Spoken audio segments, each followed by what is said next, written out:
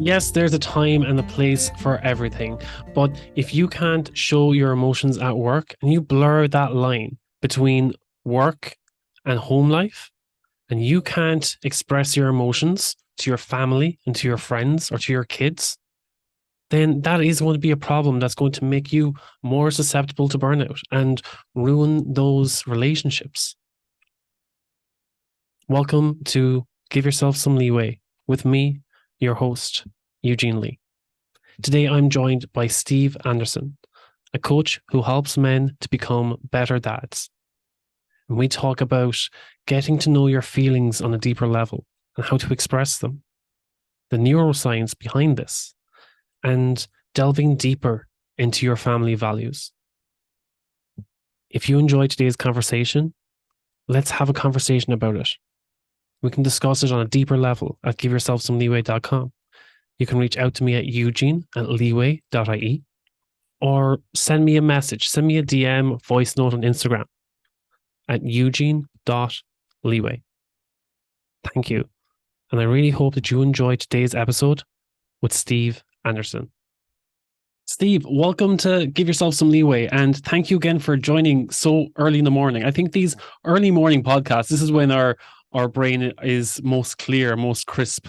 So thank you again for joining so early in the morning.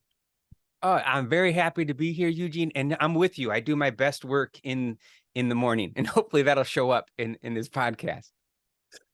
So tell me a bit more about yourself, Steve, and who it is that you serve and why you do what you do. Okay, well, it's sort of interesting as far as who I serve. It took me a while. I just figured it out as I was doing this, and this kind of goes way back to when I was a teenager. When I was a teenager, my dad ran a drug rehab center, and this was in the 80s. It was very stressful, and he wasn't able to handle it really well. And eventually, he actually had a nervous breakdown.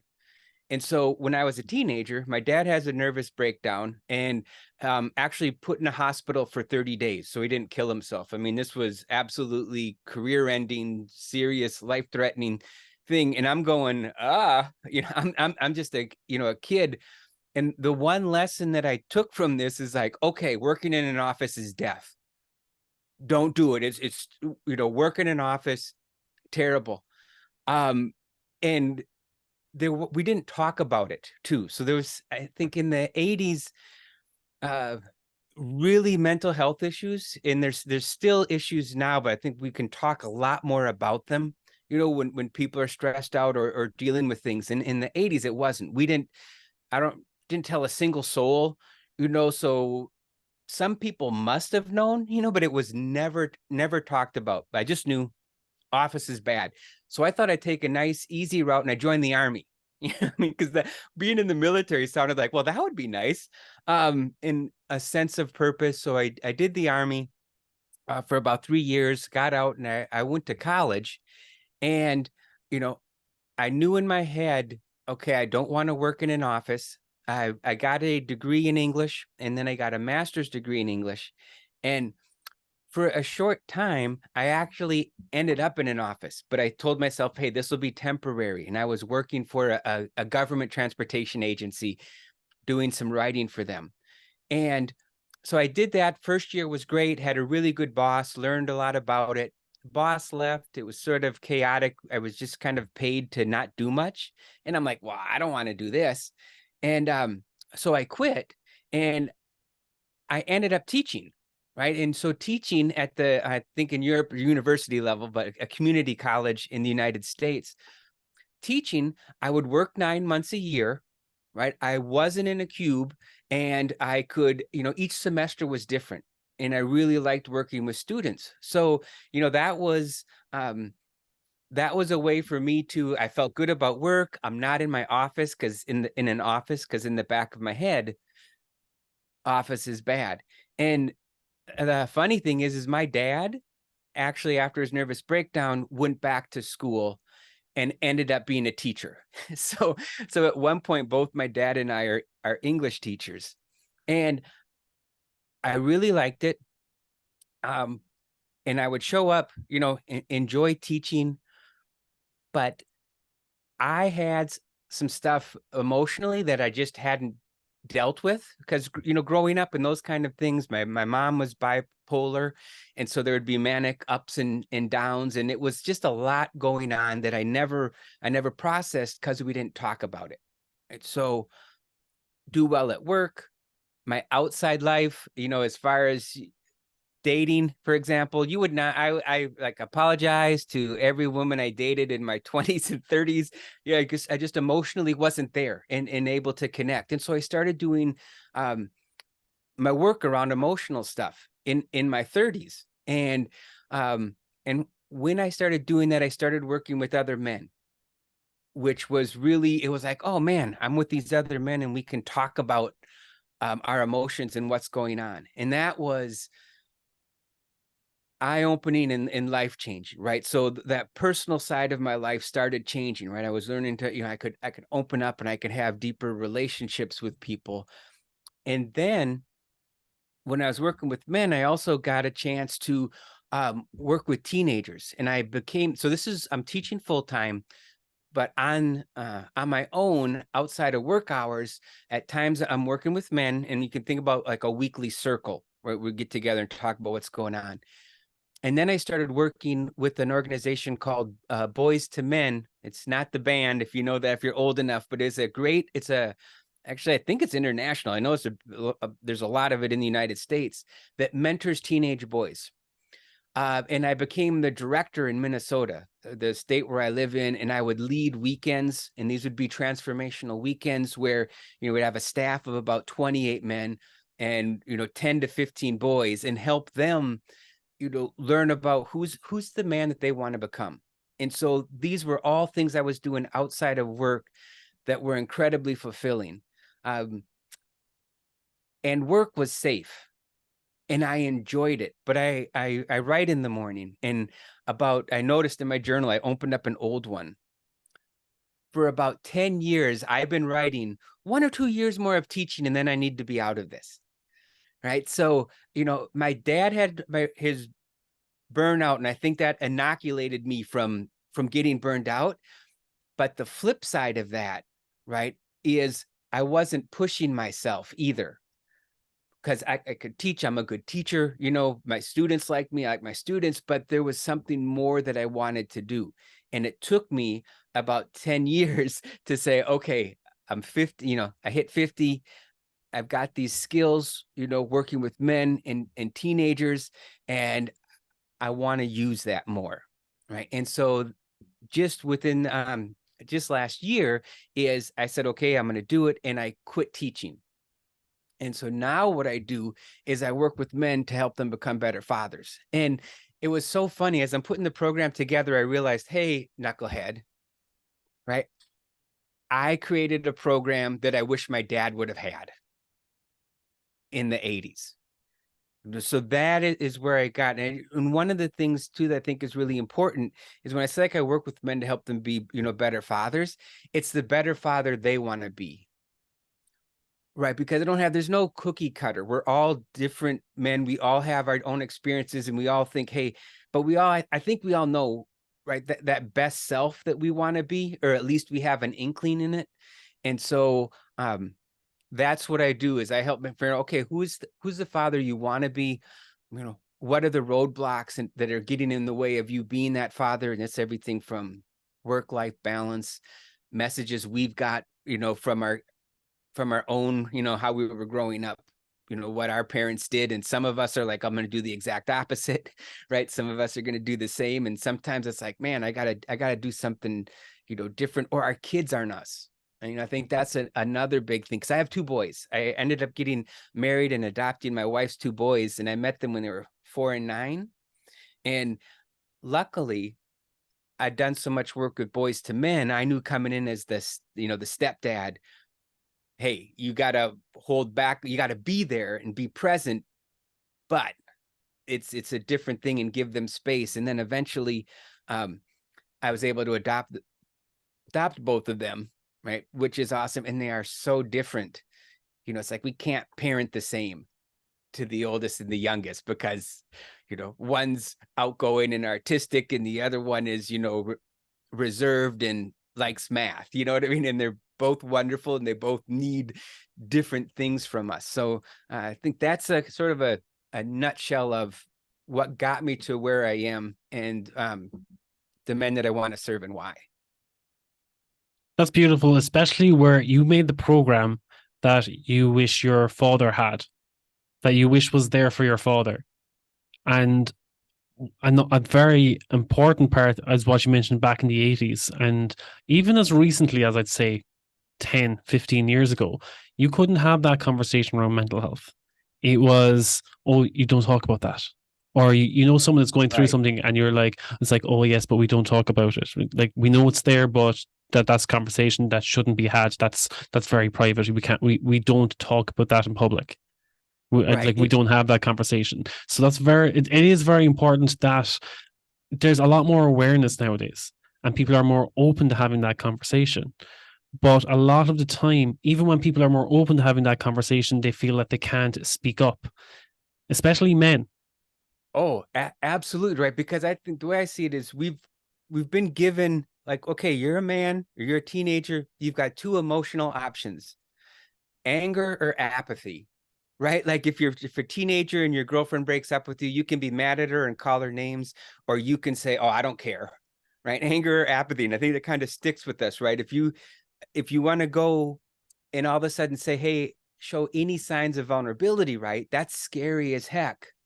And there are definitely places where being vulnerable is a bad idea. So to be able to walk that line of, I need to be vulnerable so I can have real connection and figure out what's going on, but finding places where, right, I'll be listened to, I'll be accepted, or people aren't going to, make those harsh judgments. Oh, you're not handling this, then there's something wrong with you, as opposed to, oh, you're a human being on this planet. Of course, there's things that, are stressful or, difficult. Yeah. And I feel that a lot of the time, yeah, it's exactly that. We're told to be the tough guy. You need to push down those emotions. Don't show vulnerability because that's a weakness. Don't say that you're stressed out at your job because Yeah. you'll be seen as incompetent at your work. You won't get that promotion. You've got to make yourself look like the tough guy, the leader at all times. If you show any sign of weakness, you're going to be put down.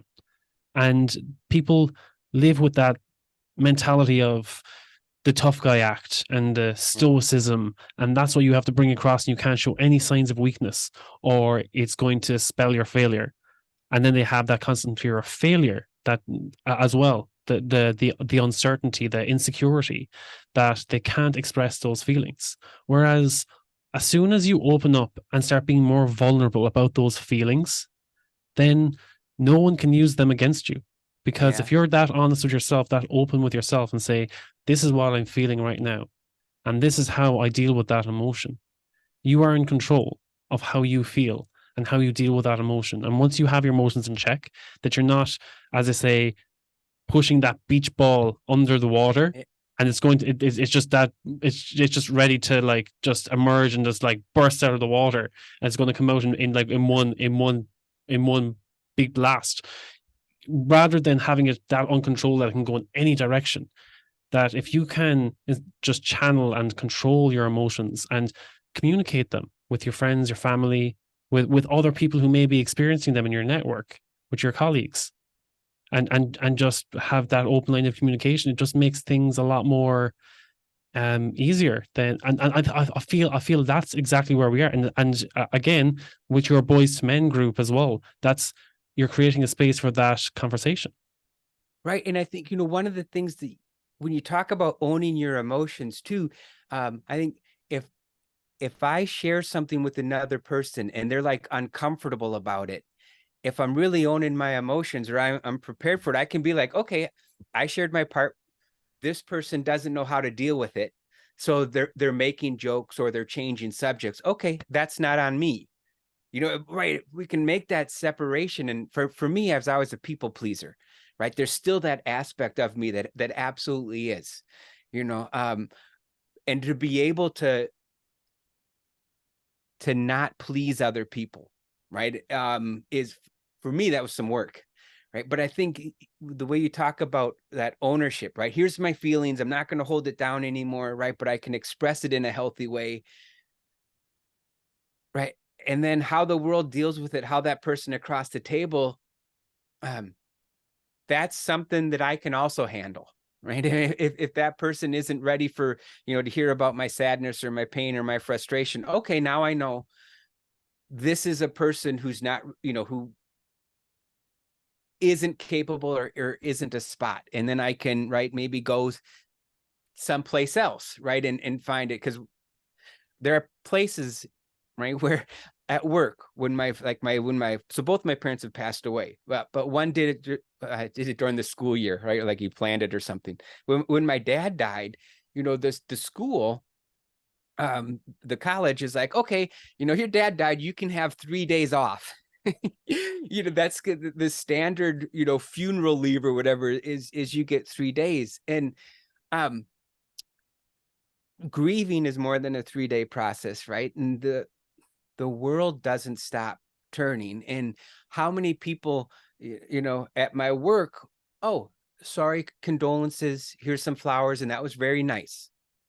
And then a week later, everybody else is at their normal life. And if I say hi in the hallway and they go, how are you doing? I not a great place to say, well, you know what? It's only been a month since my dad died and I still think about him a lot. Or, every time I see this, that's not a hallway conversation, isn't that right place, even though maybe at some point it's going to burst out and that would actually be okay. But it is interesting, right? And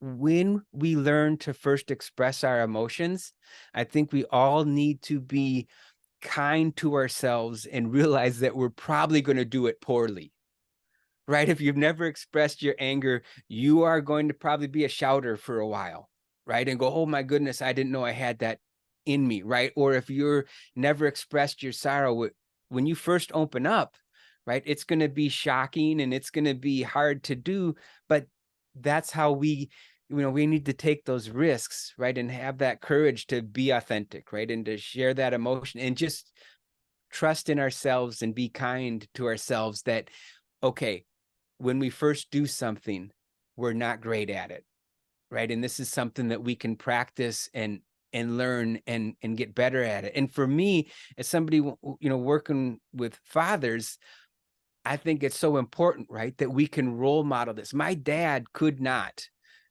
role model how to handle stress, because, at least not in a healthy way, because he didn't know how. He didn't, much later he could talk about his feelings, and we had, as adults, decent conversations. But as a teenager, he wasn't able to have a conversation about how to deal with stress, how to deal with grief and frustration, because he didn't have the skills himself, right? And I think one of the things as parents, right, is we don't, and we can be messy about it, right? It's not about being perfect or great, but we can be able to say, hey, Sandra, man, I am angry right now, and or I'm sad, and model it. You know what? I'm angry right now, so I'm gonna go take a walk around the block because that helps me cool off. Or, you know what I mean? Or I'm sad right now, and you don't have to fix me. It's okay. As I'm sad because I've missed my dad, and and just saying it makes me feel better. Right. And so don't worry, you're my son, you're my daughter. I love you. I know you love me. You don't have to fix me. I'm just going to be sad for a little bit, and that's normal. And sometimes you're going to be sad, and I don't have to jump in there and try to make you happy, because feelings come and we're meant to experience them, right? Not to some point where we're doing, really bad things, but of course, right, it's not just anger and apathy for our boys, right? And I think women and girls are more, have better vocabulary around emotions, right? But that doesn't mean they have better skills around them too. All of that needs to be taught. Yeah, a lot of things that you reflected on there, especially about, let's say, how you control your emotions. It's not until you start expressing them. You probably have been bottling them up your whole life. Next thing you find, you start expressing them, you're like, oh, I don't like the way I express them. Well, if you've never actually learned how to control them or balance your emotions once you start channeling them, it's kind of like the first time you ride a bike or the first time, let's say you're riding a horse, you can't tell which way it's going to go if you've never ridden a horse before in your life. You can't control it. Or if you're riding a bike for the first time, you've taken the trainer wheels off, and of course you're probably going to fall a few times because you don't know how to handle it at speed or handle going over a bump. So you're like, okay, I have to get used to channeling my emotions. How do I channel them? How do I regulate them? And it's going to be uncomfortable at first, of course, opening up for the first time. Sometimes you put yourself in having those conversations with people that you're not open to having those, let's say, sharing those emotions with. It could be your partner, it could be your family, it could be your friends. And they're not used to you sharing the emotions either. And that you might feel like it's that you're making them uncomfortable. But again, that could be their own deflection that maybe they're not comfortable sharing their feelings with you either. And you, let's say, offering that chance, that opportunity to open up is maybe what they need too. And yes, there is going to be resistance at first, but having that space where you feel welcome to open up, and that can be a network, it can be a community, it can be, as you said, having that boys to men's group where you can just have that platform for discussion to be yourself, to be more authentic to yourself. Maybe that's what we need to see more of in the world. Well, absolutely. And that is why I was such a terrible boyfriend in my 20s and 30s, because I couldn't open up and share how I was feeling, right? I was too afraid that if I said, that people pleasing, that they weren't going to love me, and it was like, so when I think back of that, it's like, oh my goodness, because I've been with my wife, Katie, for 10 years. And, early on, um, you know, I took the chance, and open up and would tell her what I was really feeling, right? When I was scared about something or worried about something. And it was, oh my goodness. I mean, um, we've been together for 10 years, and it is the best 10 years of my life. Because I have a partner that I'm connected to, and of course you get the two wonderful boys, and this is just like a full deal. Right. And it's not, we've had challenges, of course, right? But we can be in that spot. And it's such a relief that I didn't know. And, I'm just kind of putting pieces together now too. My folks, I never saw them really communicate on emotions and how their feelings. There was uh, there were no open disagreements. It was more like there wasn't. And so for me, when and this will still happen, I will say something maybe about like a future plan that I have, and after I do that, right, like here's something that I really want to do, I feel super vulnerable, right? And for about 2 hours after I do that, I will just feel I'll feel vulnerable. I'll feel uncomfortable. And in the past, I would try to fix it. And now with my wife, I'll go, man, I feel vulnerable. I feel a little, shaky, and she'll just listen. And all of a sudden, it's like that deep breath, and I go through the discomfort of being vulnerable a lot faster. Right. And then every time I do that, because I have such a supportive partner, she's proven, that we've both proven to each other, right, that we're trustworthy and that we can handle each other's emotions, which is something that, can take time. It's like, oh my goodness, now I get it. Now I get why people get married. Right? But I didn't get why people got married in my 20s, because my folks, they loved each other, but it wasn't this team, where it just, they got there, but they got there in their like 50s and 60s, and they ended up being a husband wife ministers. I mean, it was great, but it took them a heck of a lot of time. So yeah, that vulnerability is so key. But I also want to point out too that there's a reason, right, that men are trained not to show their vulnerability, right? And I think part of that not so, part of that is because, right, who do we want to go into the minds? Right. And if you think, just go back 100 years ago or 70, you're right. It's men who are supposed to go into the mind, right? Before the sun comes up, go down, risk their lives and come back, right? If it's a war, not that terrible things happen to everybody, but it's the men that are expected to go and fight. And if you want, you don't want the guy going into the mine complaining about how cold it is or how dangerous it is, right? Or the black lung that they were going to get. It's like, no, shut up. We need the coal. Right. I was in the Army, right? And it's like, you don't want somebody to go, okay, well, we got to go march for 10 miles. 10 miles. Come on. That seems silly. We've got vehicles. So some of that stoicism, right, that you talked about, or some of that toughness is because, we expect men to do things that we know, well, that's not, who wants to go a mile underground, right? And most people don't, right? So we got to create a system where, that we just, we shut up and do it. Why? Because we care about our families, and that's going to pay the bills, and we can feed them, right? I mean, so vulnerability is so important. And I also think that toughness that is often required needs to be respected too. Does that make sense? It does make sense, but in the right context. I think that Yes. the issue is that people feel that they need to have that stoicism, that toughness in all aspects of their life. And they blur the boundary between work and personal life. Yes, you can show all that stoicism and toughness in your work, but when it comes to showing up for your family, you need to have that vulnerability and those open lines of communication. Yes, show that you have the discipline, but also show that you can be aware of your own surroundings, aware of the people in your surroundings, connect with them on a deeper level, and show up, taking care of yourself so that you can show up at your best for those you love, and not just for people pleasing, but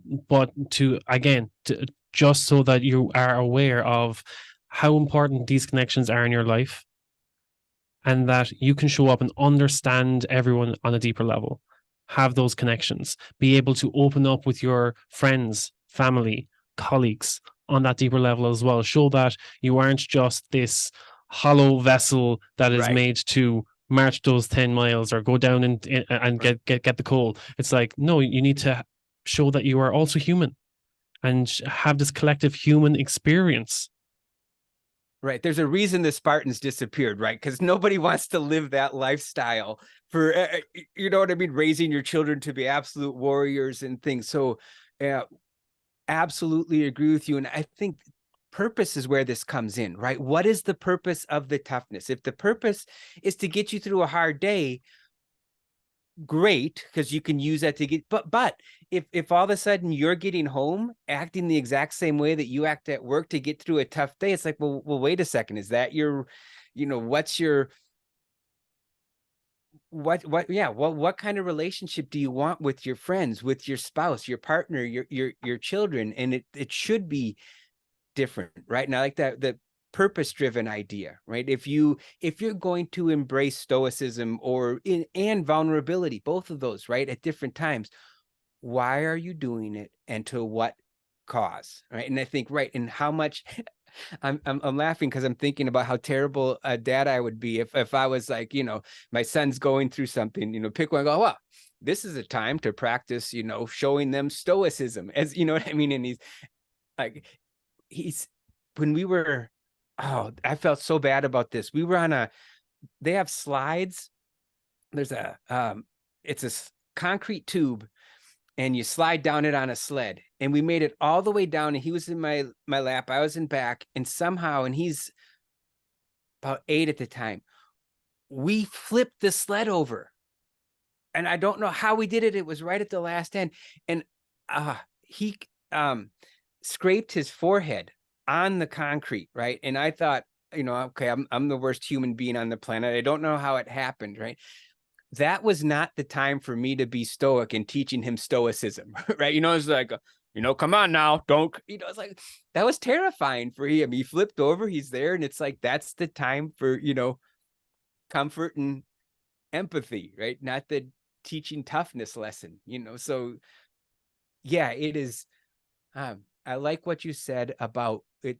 When you use it, why are you using it? Who are you using it with? Right. Because every virtue can be a vice if you take it too far. Right. And every vice of virtue if you know how to use it. Right. They say don't lie. Right. But if somebody comes in here and says, hey, and they've got a gun and they say, where's Steve? Please lie. Right. Because that's probably the bigger thing to do, is to keep people safe. So yeah, I like what you said about that, and just the importance, right, of keeping our relationships up there as a priority, right? And of course, we'll make sacrifices. I can't spend 24 hours with any one person, or that won't happen. But yeah, and that burnout, right, that you talk about, that burnout is a burnout of relationships, right? It's definitely a burnout of other relationships at work. But how does that not transfer over? Like my dad, he would come home, he's burned out, and what would he do? He would go to his office and be gone all evening. So that work burnout was also burning out any solid relationship with family. Man, that should be like a note that says, like, remember your relationships, right? That could be good to have at the outside of every house, right? So, or apartment, right? When you walk in, it's like, okay, yeah, who am I coming home to? And remember that. Yeah. But even at times, especially when you're burnt out, you don't see those signs. And most times, it's only in hindsight that you go, that's what I was missing out, and that's why I was feeling that way. When people burn out, they it's not that they're just drained. They're like, for me, I was so mentally and emotionally numb that when people were asking me, how are you feeling, why are you not showing your feelings, I was like, well, it wasn't even depression. I was I couldn't even tell. I was like, I don't know what I'm feeling right now. And yes, that it affected not only my work, it affected my friends, my family, how I was showing up for everything. And I was still blurred the line between work and personal life, because I was still trying to power through. And yes, bringing work home, taking on extra projects outside of work, so that I was like, no, I need to be productive in some way. I was restless. I didn't, at the same time that I didn't have the energy, I was still trying to achieve more. I was like, I don't have the energy for this, but I need to make it look like I'm still being productive. Do you know what was driving you for that? What What was was driving me to for more? It goes back a long time. It actually goes back to the earliest thing that I can think of, and it's from my background. It's I come from a farming background, and there's always this thing where there's always a job to be done on the farm. Mhm. So anytime that you might have a day off, and you're like, I'm just going to sit down and read a book for a few hours. And if you're caught just sitting in your bed reading a book, it's like, hey, there's work to be done. You can't just sit around. There's always work to be done on the farm. We'll find a job for you. Yeah. And that was just drilled into me from a young age. So I always knew that, even when I moved away from the farm and had my own place, and anytime I just sit down in my living room, and next thing I'm like, no, I could be doing something more. I know I'm done work for the day. I've done my 12, 13 hours of work. Yeah. I could be doing something more. And that was something that for years I was like, no, I had work. So I was like, no, I can go to gym. I can go to gym. I can make myself better. I'll have more energy if I start working out more. So I used to work out in the evenings. Next thing I found out, no, I could be doing more stuff in the evenings. Gym is so busy in the evenings. So I started going to the gym before work in the mornings. So just start going at like 3 a.m. and then working from 6 a.m. to 6 p.m. And then in the evenings, I'm like, oh, I can help out in the community. And next thing, it it it wasn't long before, well, it was actually about 5 years of a downward spiral, but it just got to a point where I didn't have the same sense of achievement, no matter what I did, no matter how much or how little I did in a day. I wasn't recovering, because I still had that in the back of my head being like, you're not enough, you're not achieving enough, you're not striving for enough. Um, it was just this constant loop, a vicious loop in the back, a thought loop, being like, you need to do more. And I was so physically, mentally, and emotionally drained. I couldn't do more. I couldn't even process how I was feeling or how I should be able to turn up. And because I wasn't being productive and showing up with the energy, I couldn't influence other people the way that I wanted to because Right. I wasn't showing up with the right mindset. So it wasn't until I took a step back and dealt with that. I was like, no, I need to become more aware of myself, have my own emotions in check and communicate them better, set my own boundaries.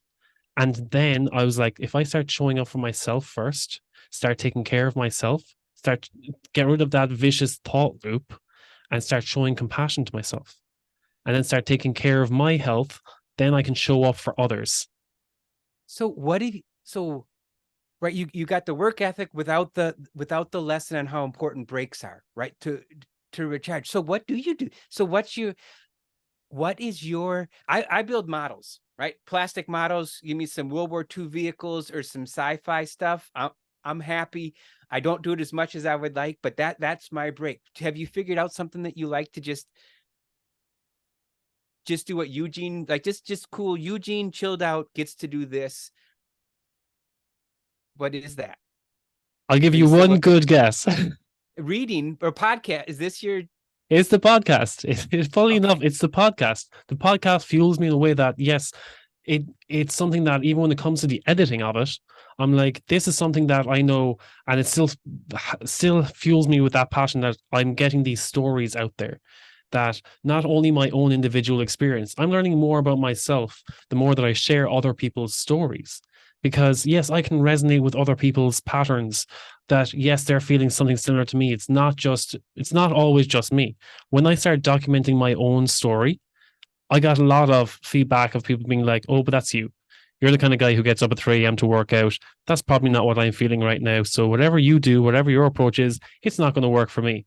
And I was like, "I'm hardly alone here. There must be someone else who's feeling like this." Yeah. And then once I started reaching out and just getting other people's stories, and then having this space for discussion, creating a platform for people to open up about those stories and share them with the world, that I was like, okay, this is something that I enjoy doing. It's something that, of course, I have to set boundaries that I'm like, no, look, I have my priorities. I have to put everything else first and then make space for the podcast and as my downtime. And when it comes to editing and stuff, yes, of course, have a healthy boundary. But that is just something that I like to wind down. And at the same time, it fuels me. It's something that it's now it's probably not as relaxing as putting together World War II models or sitting down and reading a book, but I think it's something that if I sit down for too long, I do get restless. So and I used to love reading as a kid, but now I just got to this point where I'm like, no, something has I have to keep on moving, and this is something where I'm like, okay, I'm engaged. I can be present in the moment. I'm talking to other people about their experiences, and that fuels me as well. I'm like, okay, I'm psyched. I'm helping someone, or they're helping me with their experience, or it's a two-way street. So that's something that it's purpose, passion driven, and I think that's something that it's what drives people to burning out in a sense is when they're doing repetitive work and they're stressed, they have a massive workload, but they don't have intent or purpose in what they're Yeah. doing. And it's so one of the things like in the men's work and the teenager work is that we always teach people is that you watch body language, right? Because if there's all of a sudden the shoulders drop or you see that breath, like you can see, okay, something landed there, right? And you can go there. But so I just want to say it's like I have no doubt the podcasting is that place for you because as soon as you were talking about it, you got the smile on the face, right? In the energy. It's like so it is very cool and clearly this is something that recharges you and is a service to others. And I think one of the things that I would do when I was talking about new people coming in to be mentors, like they would come in, oh, I want to help boys, and I'd be like, okay, great, but what are you going to get out of it?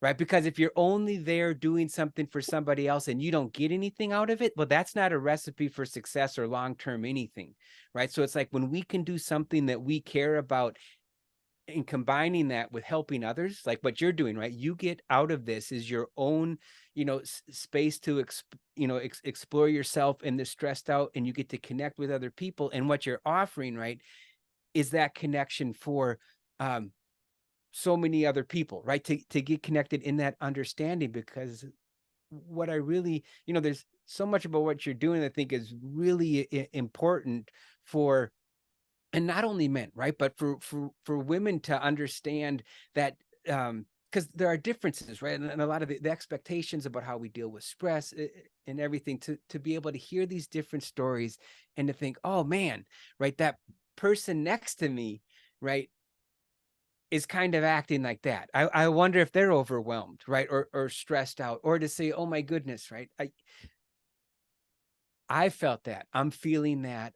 I'm not alone. There's not anything wrong with me, right? It's just that I'm in a current situation where, right, my passion, my values, they're not all lined up and they're not working. So I'm in some way, I'm doing too much of something and not enough of the other thing. And that can be really hard. So one thing I do want to share, have you ever seen like a feelings wheel?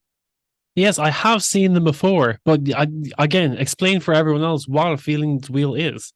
Okay, so this is a feeling for those of us, and I'm including myself, who are not, or at least, and I'm better now, not great at being able to identify our emotions. Our feelings wheel, and I've sent you one that I like. It's got a lot of details. Basically, there's an inner circle, and when we were working with men in the men's group, we talked about I'm angry, I'm sad, I'm afraid, and I always forget the third one, but just very simple, right? And you start with those simple feelings, and that's at the center of the wheel.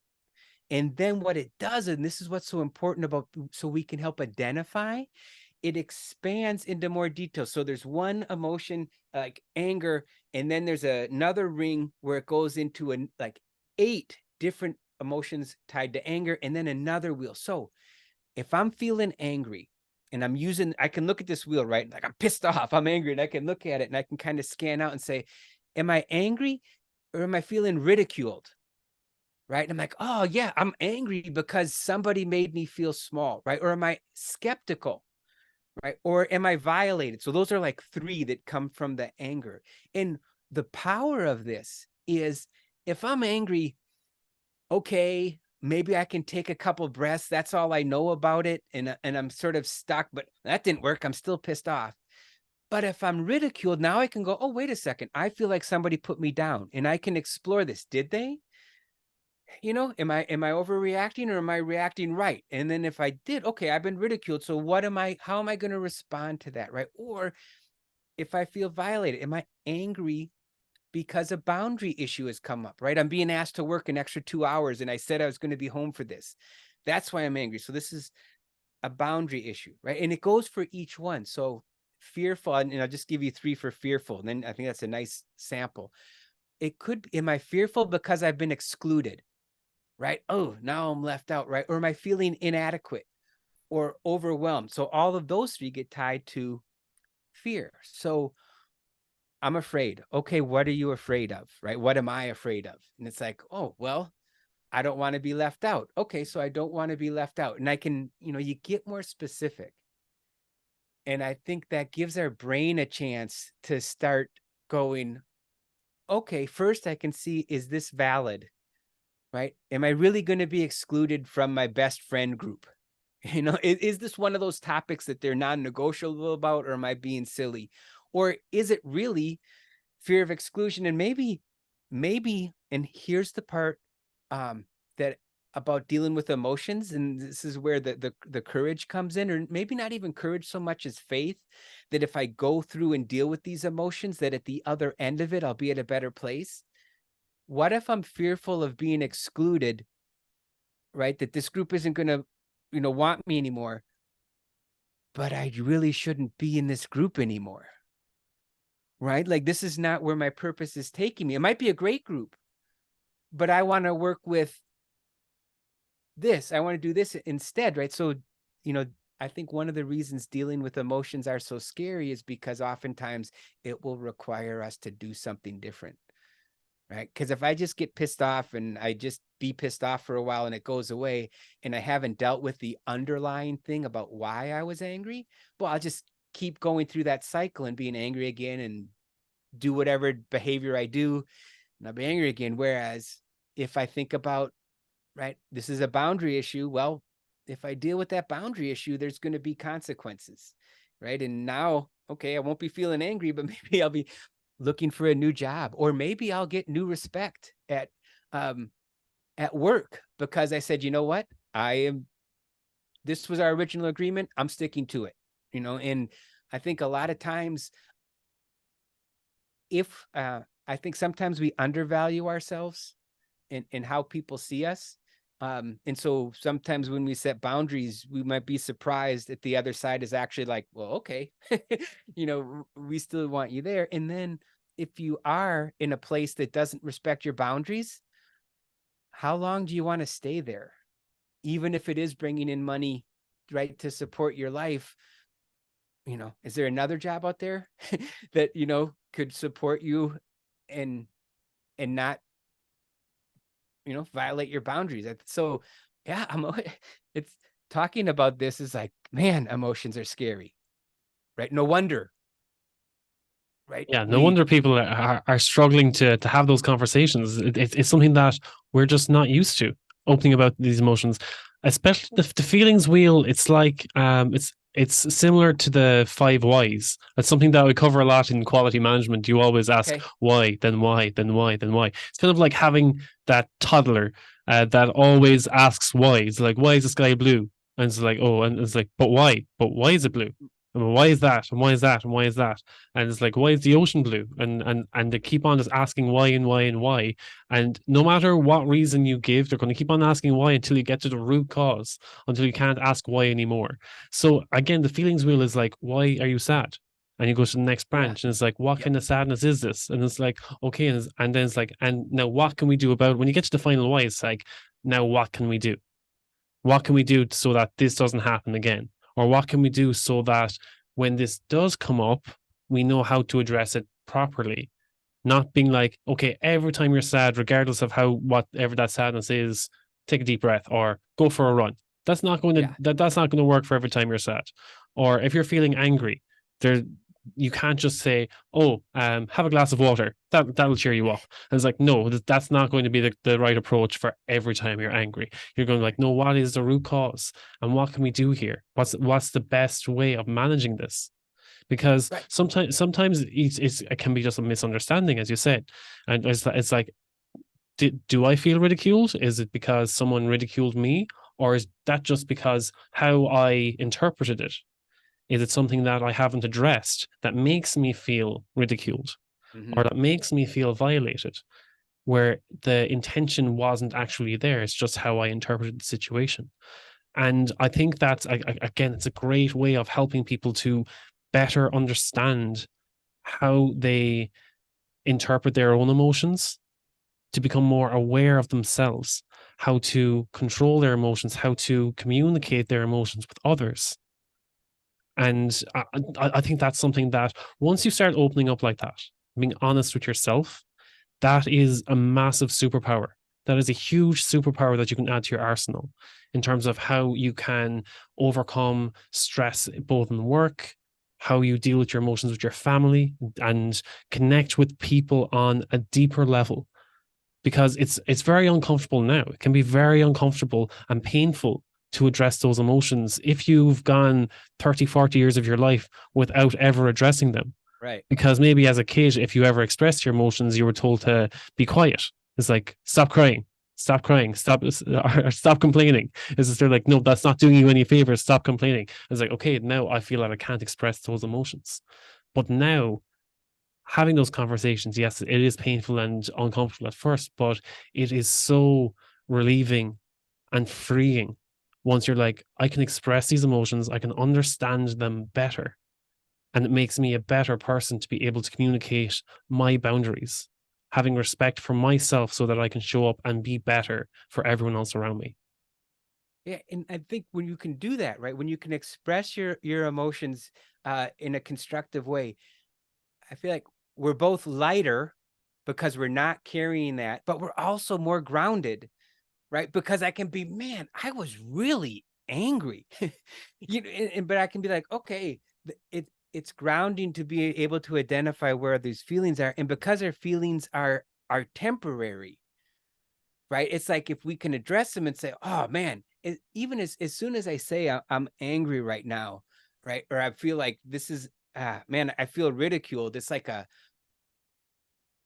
step away from it. I still might be really upset, right? And I get to feel that, and I'm going to feel it, but it's not like a blind emotion where I'm just like, so I'm angry and I'm going to do something angry, right? I think it's so um it's important not only for us, but once we get good at it, and I found, right, then it really helps with empathy with other people, right? Because when I can see how my emotions are driving me, I'm more open to understand why, maybe that person was a jerk right now. Maybe they're a jerk and that's just their personality, or maybe they're overwhelmed, right? Or they're worried about getting, laid off or not making something. And it, it never understanding my emotions or somebody else's emotions, right, isn't an excuse for bad behavior, right? It can be a reason for it, right? And so maybe when that person is being, a jerk, instead of coming back with equal jerk energy, I might say like, man, it seems like you're really upset right now. Is there what's going, in that what's going on? Maybe that works. Maybe that just makes them more mad. But seems like you're upset. Is there some way I could help you at work with this project? Or that's just a quick kind of made up thing, but um to be able to both be kind to ourselves as we're learning the skills about how to really handle our emotions, and same with other people, all the while keeping boundaries. I think that just makes, right, workplace is going to be better, home's going to be better, right? Because you can say, hey, I can see you're angry right now, and I know when you're angry you say all kinds of crazy stuff. So let's take a pause, right? And then we'll come back and figure out what's going on and deal with this, or, whatever kind of strategies you come up with. But you can't come up with a strategy to deal with an emotion if you haven't identified the emotion. Right. Yes, and when you've identified the emotion there, like as you just said, you're reframing the situation to a way that it makes more sense, or that it's more well-rounded. It's not a biased, oh, this is how I'm feeling and that's how they must be feeling. It's like, no, you reframe it that Right. maybe this is how the other person is feeling. Maybe they don't realize that's how they are. Maybe that this is them deflecting their emotions because they don't know how to deal with them yet. And you have to try and maybe see from their perspective, and maybe that helps you understand them better. And then that gives you the chance, okay, maybe they're not an asshole. Maybe Right. maybe they're just resisting this situation because they don't want to show those emotions. Or maybe they are. And it's like, okay, maybe I just need to distance myself and set a boundary here so that we don't have this conflict as much anymore. And that's okay too. Yes, and one of the things that I didn't mention, I actually took a 14-week course on neuroscience for coaches, which was really good grief. I'm going to be unpacking it for a very long time. It was intense. It was a lot of really valuable things, and one of them comes right to this: we are actually terrible at guessing other people's emotions. So when you would look at, and the research even goes into, they would show these faces and you would say what the emotion is. And they were like, oh, see, look, this proves that we're good at showing emotions. But they did some more tests and found out it's like, no.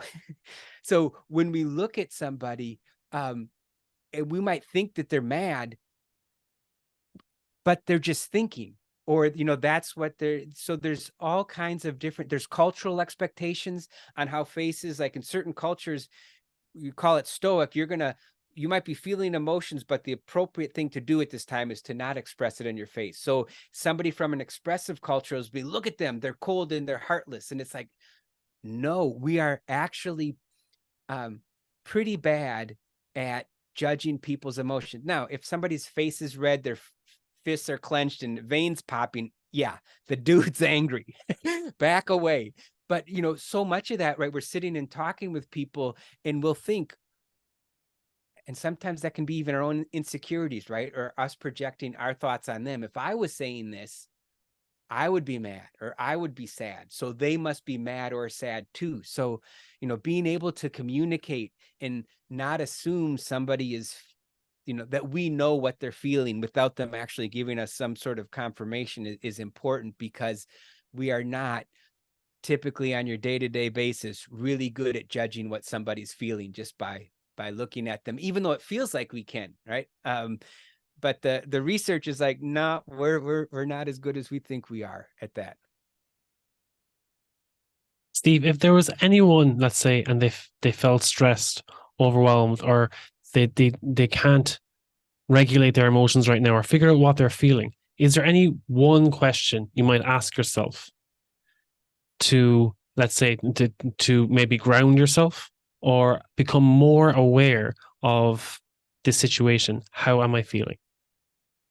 Well, I'd make it a two-step part. And this is from the neuroscience. We've got uh, uh, a sympathetic nervous system, which is our fight or flight, right? This is the part of us that kept us safe from tigers and snakes. And it's shallow breathing, and it limits our thinking. Our prefrontal cortex just kind of gets shut off, because it's like you're going to freeze, you're going to run, you're going to punch, stab. And that's where we don't make good decisions. And so we want to get to the parasympathetic nervous system. And that's where that breathing, we tell our kids to breathe when they're freaking out. And if you take 6 breaths a minute, so it's like a 10-second cycle from breathing in to breathing out, that switches us from that fight or flight response. It actually is changing, how our brain is working. So the breathing part is important. If you can take, a minute of 10-second breaths, 10 seconds from the time to inhale to exhale, and get close. Don't worry about counting to 10. If you're doing that, you're going to get your brain to switch over from the I have to immediately run away or punch to, okay, now I can start thinking about this. And you had mentioned reframing. And that can be huge, because after you've caught your breath, right, and you can actually get that your thinking part going, you can say, okay, what's actually going on? Am I accurately evaluating this? Right, because sometimes we can jump straight ahead to this is a catastrophe, right? And whereas that, so the am I doing this accurately, judging what's going on accurately? And then the other piece that I would just add to the end of this is, if you have to do something, right? If you're feeling like, okay, I've judged this accurately, I think I need to do something, think small steps, right? Because if you're stressed out at work and say, okay, now I have to quit. It's like, well, holy cow, that's massive, right? Maybe it's like, okay, well, before I quit, maybe it would make sense that I had my resume up to date. Can I do my resume over the weekend and update that? Or, so breaking it down into smaller, manageable parts. There's way more to it, but I would, breathe. Is this an accurate assessment?